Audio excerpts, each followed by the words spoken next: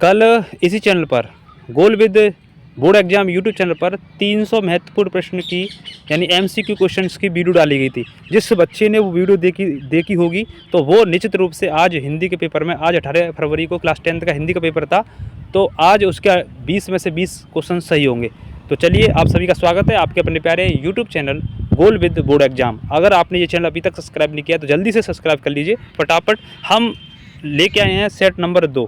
Set number 2 Hindi का आज paper था 18 फरवरी का, तो 801 एफडी सेट को हम लेके आए हैं। इसके हम सटीक ऑफिशियल 20 क्वेश्चन के आंसर देखने वाले हैं कि जो आप करके आए हो और आप अपना मिलान कर लेना। इससे पहले मैंने 801 एफसी सेट का जो है ऑफिशियल आंसर जो है की वीडियो डाल दी है, और वो आपने अभी नहीं देखी है तो उसको भी देख लेना, ठीक है। तो चैनल को जल्दी से सब्सक्राइब कर लीजिए फटाफट। हम अब इनके आंसर देखते हैं। तो चलिए, पहला क्वेश्चन बहुत बार करवाया है, अगर आपने हमारी वीडियो को देखा होगा पूरा, तो कह रहा है कि बादल की मृत्यु नाटक किसका है? तो ये है डी ऑप्शन सही है, राम कुमार वर्मा जी का है, तो इसका आंसर डी हो जाएगा। दूसरा क्वेश्चन कह रहा है जयशंकर प्रसाद के नाटक हैं, तो जयशंकर प्रसाद के देखो चंद्रगुप्त भी है, स्कंदगुप्त भी है, अजातशत्रु भी है, तो पहला दूसरा और चौथा, तो इसीलिए आंसर इसका क्या हो जाएगा? बी सही हो जाएगा, ठीक। नेक्स्ट क्वेश्चन कह रहा है तीसरा कह रहा है तंत्रालोक से यंत्रालोक तक की कृति है, तो ये जो है यात्रा साहित्य, इसका आंसर जो है ए हो जाएगा, ठीक है। चलिए क्वेश्चन अगले चलते हैं। क्वेश्चन नंबर 4 पर कह रहा है कि अतीत के चलचित्र किसकी रचना है? तो अतीत के चलचित्र रचना है वो महादेवी वर्मा की है, ठीक है, जिन्हें आधुनिक युग की मीरा कहते हैं, ठीक है।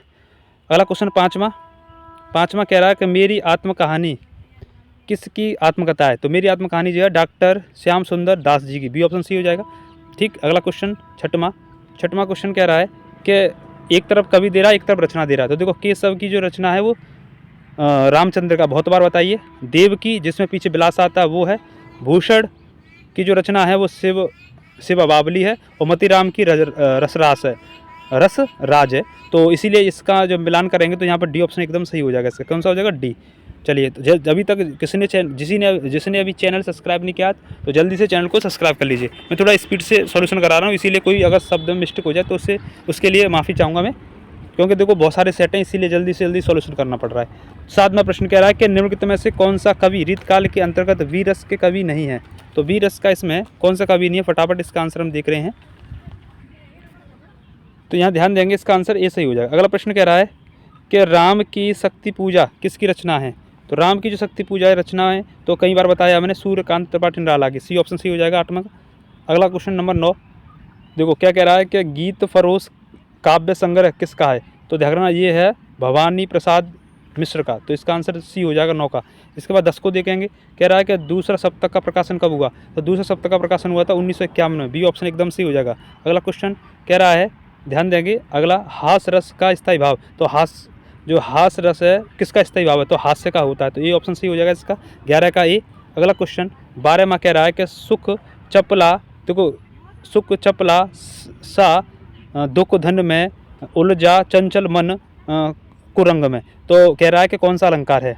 तो देखो जहाँ सा सी से आए तो वो समझ लेना उपमा अलंकार है, जहाँ तुलना या समानता बताई जाए तो ये ऑप्शन सी हो जाएगा, सा सी में, ठीक। अगला क्वेश्चन कह रहा है कि दोहा किस प्रकार का मात्रिक छंद है? तो यहाँ पर आपको ध्यान रखना है, दोहा पूछा गया है, तो दोहा,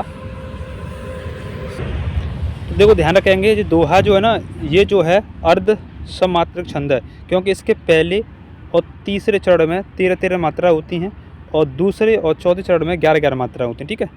अगला क्वेश्चन 14वां कह रहा है कि अभ्यागत में उपसर्ग है, उपसर्ग आगे लग करके अर्थ प्रकट करते हैं, बहुत बताया, तो अभ्यागत में अभि है, क्या है? अब, यानी डी ऑप्शन इसका एकदम सही हो जाएगा आंसर, कौन सा? D option.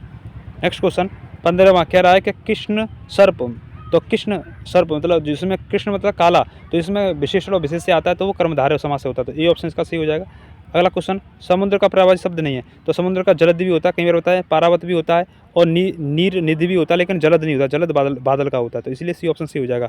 अगला क्वेश्चन कह रहा है कि 17वां तद स्त्रीलिंग में सर्वनाम शब्द का तृतीय का बहुवचन बताओ, तो इसका हो जाएगा ताभे, यानी बी ऑप्शन सही हो जाएगा, ठीक है।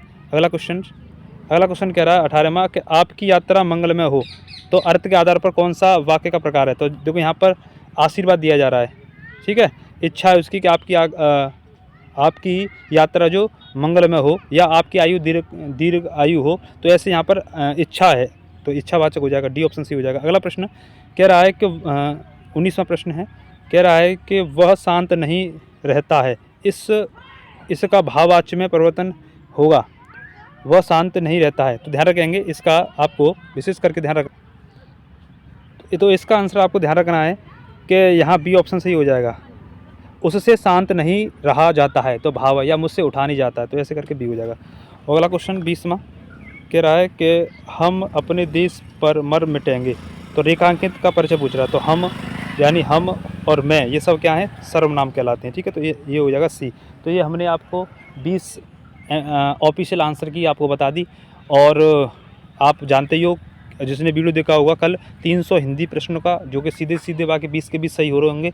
और परसों आपका सामाजिक विज्ञान का पेपर है, तो उसके लिए आज हम ला रहे हैं 300 सामाजिक विज्ञान के लिए 300 इम्पोर्टेंट एमसीक्यू क्वेश्चन, यानी मल्टीपल चॉइस क्वेश्चन, जो कि सीधे सीधे आपके 20 फरवरी में पूछे जाएंगे। तो जिसने अभी चैनल सब्सक्राइब नहीं किया तो जल्दी सब्सक्राइब कर लीजिए और सबको भेज देना। ठीक है, फिर मिलते हैं हम ऐसे ही नेक्स्ट वीडियो में। और हाँ, इसकी मैंने आपके 2 सेट सॉल्यूशन करा दिए हैं और बाकी बच्चे 5 सेट। तो अगर 5 सेट का सॉल्यूशन आप चाहते हो ऑफिशियल, तो आप कमेंट बॉक्स में लिंक लग रहा है, व्हाट्सअप का नंबर दे देंगे, उस पर व्हाट्सअप करके पेपर भेज सकते हो। ठीक है, तो धन्यवाद। जय हिंद, जय भारत, वंदे मातरम, जय सीताराम।